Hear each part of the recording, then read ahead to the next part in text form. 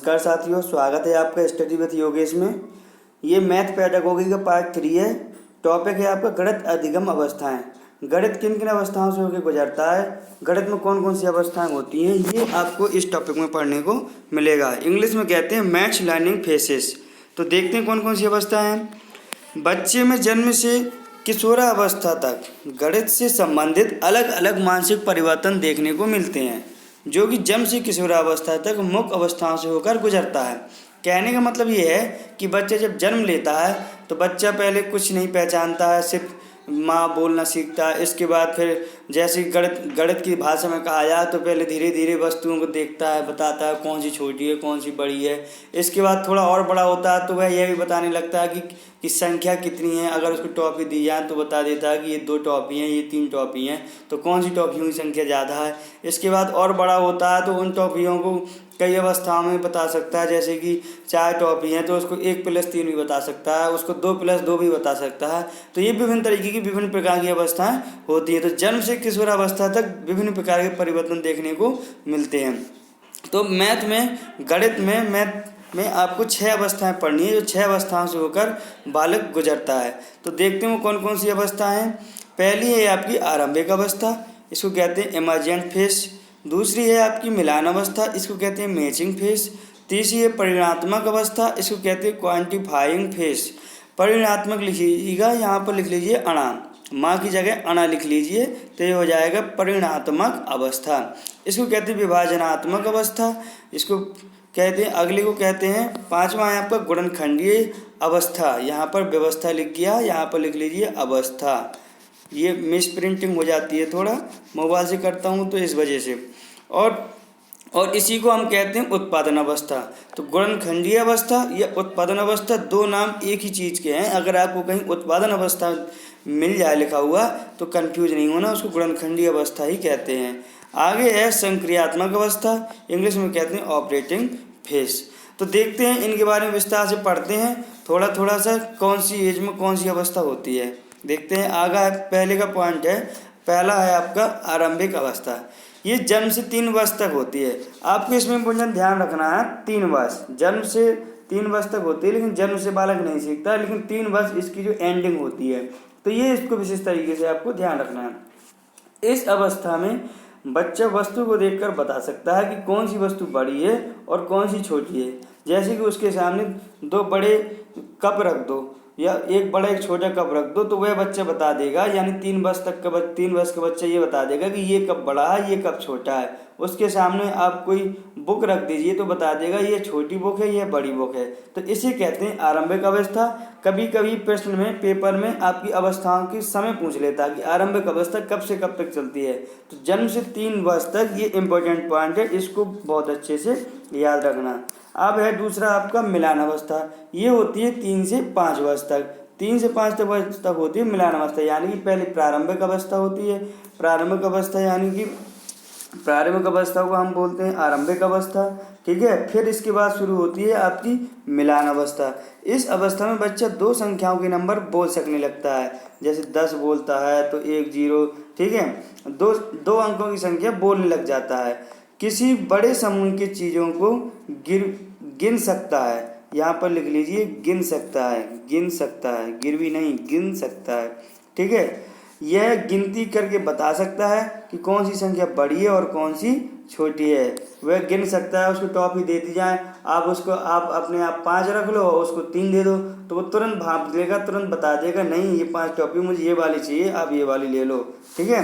अगली है परिणात्मक अवस्था। यहाँ पे लिख लीजिए अणा, ठीक है ना। अणा इसमें टाइपिंग में आ नहीं रहा था तो ना लिख दिया, आप अणा लिख लीजिए। परिणात्मक अवस्था ये चलती है आपकी 5 से 6 वर्ष।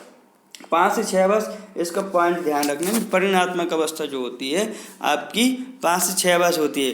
परिणात्मक अवस्था का मतलब अगर मैं समझाऊं तो परिकलन से है। परिकलन का मतलब समझाऊं तो जैसे परिकलन करना, जोड़ना, घटाना, ये आपका कहलाता परिकलन करना। तो इस तरीके से आप याद रखिए परिगणात्मक अवस्था। इस अवस्था में बच्चा विभिन्न तरीके से संख्या को व्यक्त कर सकता है। कैसे? जैसे 9 लिखना है तो 9 को 5 + 4 भी लिख सकता है, तो इसका मतलब 9 ही होगा। या 9 को 6 + 3 भी लिख सकता है, तो इसका मतलब भी 9 ही होगा। तो यानी कि कहने का मतलब है कि 5 से 6 वर्ष का बालक जो होता है वो संख्या को विभिन्न तरीके से व्यक्त कर सकता है। आगे की अवस्था है आपकी चौथी अवस्था विभाजनात्मक अवस्था। ये चलती है 6 से 9 वर्ष तक। इस अवस्था में बच्चा बड़े संख्याओं को स्थानीय मान पर विभाजन कर सकता है 2 या 3 नंबर तक। जैसे आपको स्थानीय मान बताए थे कि बताइए 450 में 5 के स्थानीय मान क्या होगा, तो आपने बता दिया 50 होगा, क्योंकि 5 के बाद 1 अंक है तो 1 अंक बढ़ा दिया। 4 का पूछा तो आपने बता दिया कि 400 होगा, क्योंकि 4 के बाद 2 अंक है। तो ये 400 के अंक पर है, यानी सैकड़े के स्थान पर है, इसीलिए इसका स्थानीय मान 400 होगा।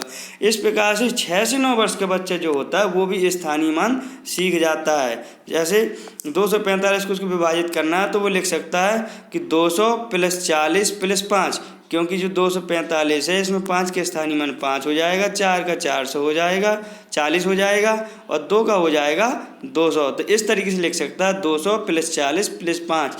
यानी कि आपसे प्रश्न पूछा जाए कि बालक किस अवस्था में स्थानीय मान पर नंबर विभाजित कर सकता है, तो आप टिक लगा देंगे विभाजनात्मक अवस्था में विभाजित कर सकता है। ठीक है।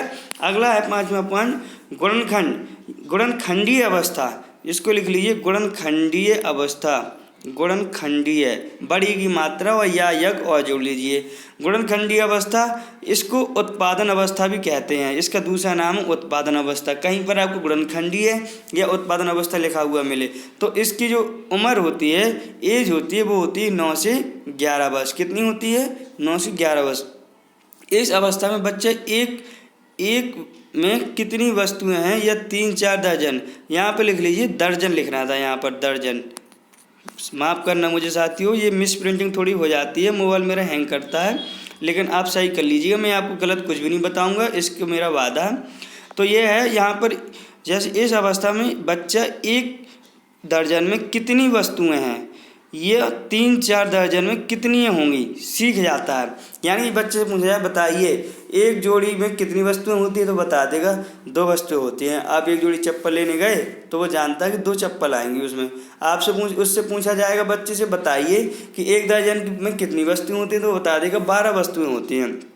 तो यानी कि किस उम्र का बच्चा ये बता सकता है, तो 9 से 11 वर्ष का। 9 से 11 वर्ष की एज को क्या कहते हैं, तो गुणनखंडीय अवस्था या उत्पादन अवस्था।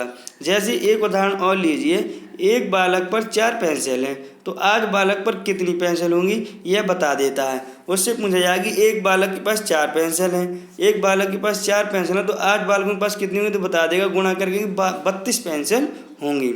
अगला है आपका लास्ट वाला है, जो लास्ट एज है वो है संक्रियात्मक अवस्था। संक्रिया की बात करें तो संक्रियाएं करना है, जो गुणा भाग और प्लस माइनस आपकी संक्रियाएं होती हैं, वो लास्ट वाली अवस्था हो, यानी 11 से 13 वर्ष की अवस्था में सीख जाता है अच्छे से। इस अवस्था में बच्चा प्लस माइनस गुणा भाग स्थानीय मान व सभी अन्य क्रियाएं भिन्न एवं दशमलव संख्याओं पर चारों आधारभूत संक्रियाएं करने में सफल हो जाता है।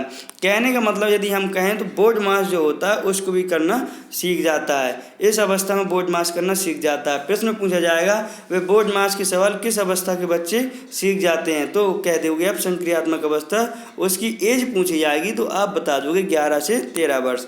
जैसे उदाहरण है आपका 529 को वो ऐसे भी लिख सकता है 500 + 20 + 9, ये तो हो गया उसका स्थानीय मान में विभाजित करके।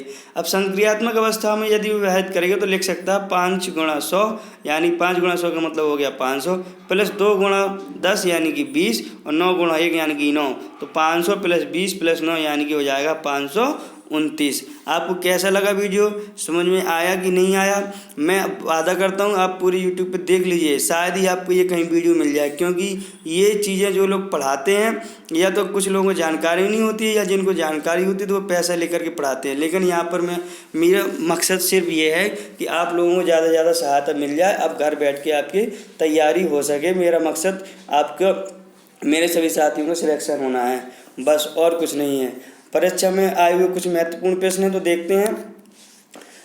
पहला प्रश्न है, अब देखिए किस तरीके के प्रश्न बनते हैं। ये इसी से अधिगम अवस्थाओं से 1-2 क्वेश्चन हर वर्ष पूछ लिए जाते हैं। तो देखते हैं। शैलजा विभिन्न तरीकों से संख्या को व्यक्त करती है। उदाहरण के लिए 4 = 2 + 2, 4 = 3 + 3 आदि वह संख्या की किस विकासात्मक अवस्था पर है। तो देखिए हमने आपको उदाहरण में बताया था। अभी देखिए ऊपर चलते हैं, आपको बताया था ये वाला रहा आपका। स्थानीय मान में वह विभाजित कर सकता है। और इसके पहले एक उदाहरण और बताया था कि वह संख्या को विभिन्न तरीके से विभाजित कर सकता है। तो वह कौन सी उम्र का बच्चा है जो संख्या को विभिन्न तरीके से विभाजित कर सकता है। तो वो है परिमाणात्मक अवस्था। ये देखिए, ये रही आपकी। इस अवस्था में बच्चे विभिन्न तरीके से संख्या को व्यक्त कर सकते हैं, जैसे 9 को 5 + 4 और 9 को 6 + 3। अब बताइए, इसमें पूछा गया है कि बताइए कि शैलजा विभिन्न तरीकों से संख्या को व्यक्त करती है। तो उदाहरण के लिए 4 को इस तरीके से ही व्यक्त करती है, 4 को इस तरीके से। तो बताइए वह विकासात्मक अवस्था किस अवस्था पर है। तो आप कह देंगे परिमाणात्मक अवस्था पर। ये हो जाएगा आपका आंसर सही। एक बच्चा जिस अवस्था में सभी संख्याओं संबंधी प्रक्रिया को करने में सक्षम है तथा संप्रत्यय की व्याख्या करने में सक्षम है, वह अवस्था है। तो वह कहलाती है संक्रियात्मक अवस्था, क्योंकि उस अवस्था में सभी प्रकार की संक्रियाएं कर सकता है। अगला प्रश्न है आपका, यदि एक शिक्षार्थी पूर्णांकों और दशमलव संख्या, यहाँ लिख लेना दशमलव संख्या को चारों आधारभूत संक्रिया संपन्न करने में समर्थ है, तो वह अवस्था है। तो वह अवस्था हो जाएगी संक्रियात्मक अवस्था। ये रही आपकी पहली वाली। ठीक है, तो ये 3 प्रश्न थे जो इससे संबंधित इस तरीके के प्रश्न आपके आते हैं। यदि आपने पार्ट 1 और पार्ट 2 पेडागोगी का नहीं देखा तो देख लीजिए, डिस्क्रिप्शन में आपको लिंक मिल जाएगी। और अपने दोस्तों के साथ शेयर कीजिए, ज़्यादा लोगों को बताइए कि आपको CTET की फुल तैयारी आपको इस पर मिलेगी। आपको कहीं परेशान होने की ज़रूरत नहीं है, ना ही किसी किताब को खोजने की ज़रूरत है। आपको कैसा लगा वीडियो ज़रूर बताइए, और आपको अगले वीडियो में अगले टॉपिक से संबंधित जो है मिलेगा। Thank you very much.